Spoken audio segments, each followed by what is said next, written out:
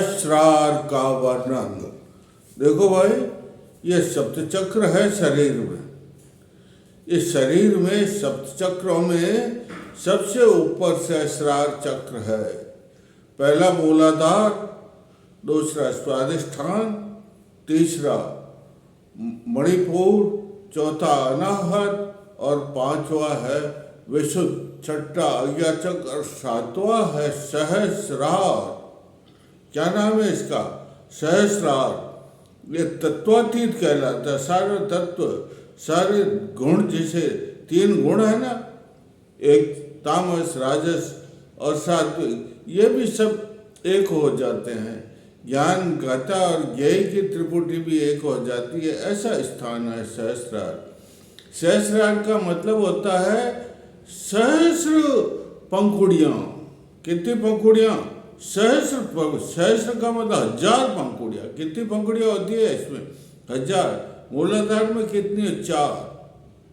स्वादिष्ठान में 6 और मणिपुर में 10, अनाहत में 12 और ये इसमें विशुद्ध में 16 और ये आज्ञा चक्र इसमें सिर्फ 2।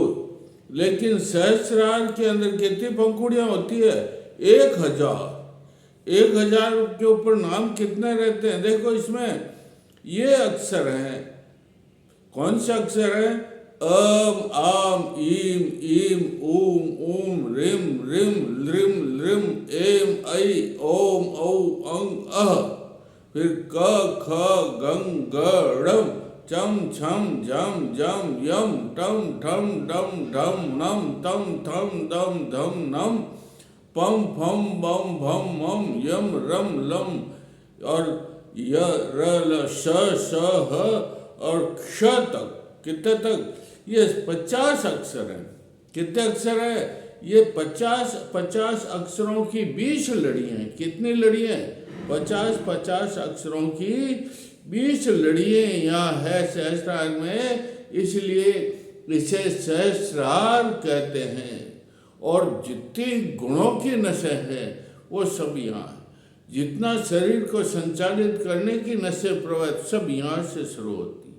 ज्ञान के जितने स्रोत हैं वो सब यहाँ से शुरू होते हैं। यहाँ कौन विराजते हैं? सहस्रारे सहस्रदल पद में है। और फिर इसमें पूर्ण चंद्रमंडल है। कैसा चंद्रमंडल है? पूरा चंद्रमंडल है। उस चंद्रमंडल के अंदर एक त्रिकोण है और त्रिकोण के अंदर जो है बिंदु है और बिंदु के अंदर अमा कला, निर्माण कला है और निर्माण कला के अंदर जो है एक निर्माण शक्ति है। इन सब में ध्यान करना पड़ता है, तब कहीं जाकर के और इस चक्र का वेदन होता है। और 6 चक्रों का वेदन होता है। वो मंत्र तो आपको बोलना ही पड़ेगा, उसका तो जप करना ही पड़ेगा। क्या है वो?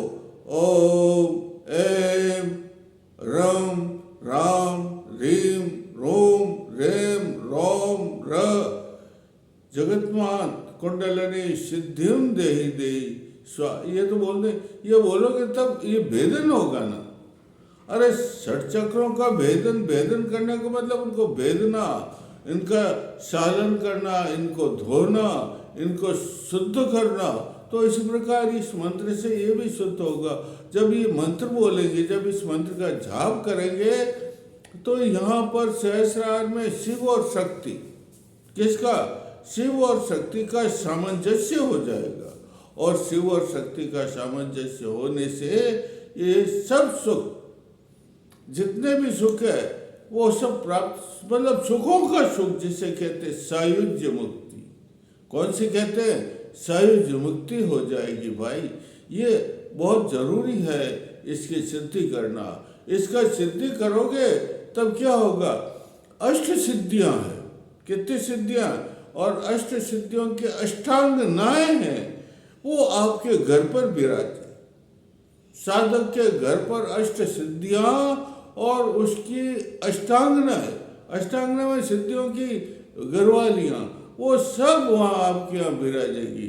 कौन सी? अणिमा सिद्धि, गर्मा सिद्धि, लग्मा सिद्धि, महिमा सिद्धि, प्रकाम्य, इशिताय, वशिताय, ये सब सिद्धियां आपके, और इसके अलावा भी है भाई, ये तो कम है, 27 प्रकार की सिद्धियां है। कितने प्रकार के? 27 प्रकार की सिद्धियां है इस चक्र का भेदन हो जाने से, इस चक्र का शोधन हो जाने से, इस चक्र का जागरण होना चाहिए, और सहस्रार चक्र का चेतन हो जाने से सारी जितनी भी शक्तियाँ इस ब्रह्मांड में है वो सब शक्तियाँ और सिद्धियाँ साधक में आ जाती है भाई। जो इसको चेतन करना बहुत जरूरी है। इसको चेतन करने के लिए इसमें खेचरी मुद्रा का ध्यान करना पड़ता है। कौन सी मुद्रा का? इसमें खेचरी मुद्रा का ध्यान करना पड़ता है। खेचरी मुद्रा किसे कहते हैं? ये जीभ है हमारी, इसको उलट दो और तालू के अंदर जो छिद्र है उसमें लगाओ, उसको कहते हैं खेचरी मुद्रा। और यूँ घुमाओ, लगा करके उसको घुमाओ। खेचर का मतलब आकाश है। ये कौन है? आकाश में वो जिह्वा घूमती है, इसलिए इसे खेचरी मुद्रा कहते हैं। और सहस्रार में खेचरी मुद्रा लगने से क्या होता? अरे जो साधक साधना करता है उसको भूख कम लगती है, प्यास कम लगती है, वो उसको मूर्छा तो होती ही नहीं, वो रोग रहित हो जाता है और उसकी इच्छा मृत्यु इतनी सिद्धि प्राप्त होती भाई। उसकी इच्छा होती तब उसकी मृत्यु होती है, इतनी इसमें सिद्धि है। अरे इसकी साधना करने पर वो जो है ना छिद्र बंद हो जाता है, छिद्र में जीवा उलटते बंद हो जाता है, तो योगी जो है काम कला उत्पन्न नहीं होती होगी और उर्दू रेता बन जाता है, रेतस को विजित कर लेता है। इतनी इसमें साधना है। देखो इसको उल्ट करके वहाँ लगाने से 6 प्रकार के रस, मधु, कटु, कड़वा, दूध का रस, सब प्रकार के रस जो है इस जीवा के वहाँ से लगने से अपने आप उत्पन्न होते हैं, शरीर में प्रवेश होते हैं। देखो ये हमेशा चंद्रकला क्या है? चंद्रकला। और जो चंद्रकला जो है वो रहती है इसमें, तो फिर योगी तो अमृत से युक्त हो जाता। अष्ट सिद्धियाँ, नव निधियाँ, रिद्धियाँ सब उसके घर आ जाती है। और भाई इसमें सबसे बड़ी मुक्ति तो सायुज्य होती। मैंने कहा नहीं आपको कि कुंडली जागरण से 2 प्रकार की सिद्धियां प्राप्त होती है, एक भौतिक सिद्धि और दूसरी आध्यात्मिक सिद्धि। भौतिक सिद्धि तो यहाँ तक, कहाँ तक? ये आज्ञा चक्र तो जितने भी भौतिक सिद्धियां, धन, धान्य, मनोकामना, वशीकरण, जितनी भी सब सिद्धियां आ जाती। लेकिन इसके ऊपर जो सिद्धि है वो तो किससे साक्षात्कार करना? अरे ये अचेतन भूमि भी कहलाता। भूमि 3 प्रकार के है, एक चेतन, एक अचेतन। और अचेतन का मतलब इंद्रियां तक, संसार तक है, और उसके ऊपर ही जो है वो सहस्रार अति चेतन भूमि कहलाता है। और इस अति चेतन भूमि के अंदर कौन विराजते हैं? परम ब्रह्म विराजते हैं। और कुंडली की यात्रा षटचक्र का भेदन करती हुई चक्र में जाकर के परम शिव जिसे कहते हैं, परम ब्रह्म जिसे कहते हैं, उनसे साक्षात करती है, उनसे संयोग हो जाता है और उनसे मैथुन होती है, उससे सृष्टि की उत्पत्ति होती है। और इसे सहज मुक्ति कहते हैं। क्या कहते हैं? इसे सहज मुक्ति कहते हैं। तो सहस्रार है, सहस्रदल पद्म। कितने पद्म है? सहस्रदल पद्म है इसमें। और पूर्ण चंद्रमंडल है इसमें, पूर्ण चंद्रमंडल है। क्या है? पूर्ण चंद्र का मंडल है, पूर्ण चंद्रमंडल है। और जो है सब सागर क्षीर सागर लहराता। कौन लहराता? क्षीर सागर लहराता है। चंद्रमंडले क्षीर सागरे चिन्मय मणिद्वीपे। वो समुद्र द्वीप किसे कहते हैं? जिसके चारों ओर क्या होता है? समुद्र होता है, बीच में टापू होता है, उसको द्वीप कहते हैं। तो चिन्मय मणिद्वीपे चित्तसार मणि मंदिर है। उस चित्तसार मंदिर बना हुआ है, चित्त का मंदिर बना हुआ। चित्त चेती शक्ति यही तो है, चित्तसार मणि मंदिर है। और उसमें कल्प वृक्षाद स्थल है, और उसमें कल्प वृक्ष का स्थल है। कल्प वृक्ष लगा हुआ, क्या लगा हुआ? और उस कल्प वृक्ष के ऊपर कल्प बेल छाई हुई है। और बिल्कुल कुंज बना हुआ। क्या बना हुआ?